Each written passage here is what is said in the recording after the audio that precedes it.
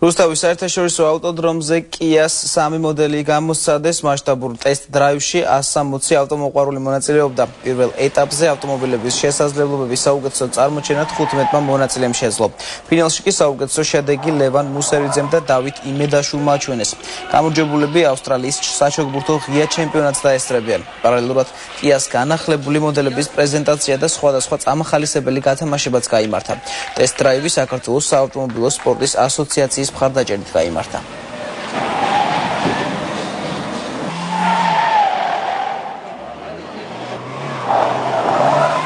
დღეს ჩვენ გამოვიყენეთ 3 Kias ფლაგმანი მოდელი, საიდანაც ერთი არის 2013 წლის და ჯერ საერთოდ არც ერთი არც კი არის გაყიდული და მხოლოდ დღეს შეძლეს ადამიანმა ენახათ პირველად ეს ავტომობილი და ჩვენი აზრით ეს არის ერთ-ერთი ყველაზე მასშტაბური ღონისძიება.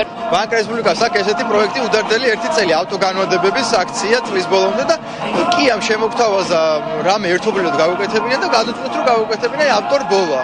და მეგონი ძალიან საინტერესო იყო. ძალიან მაგრად მომეწონა, განსაკუთრებით პირველი ადგილი, იმიტომ რომ, რა ვიცი, ძალიან მაგარია.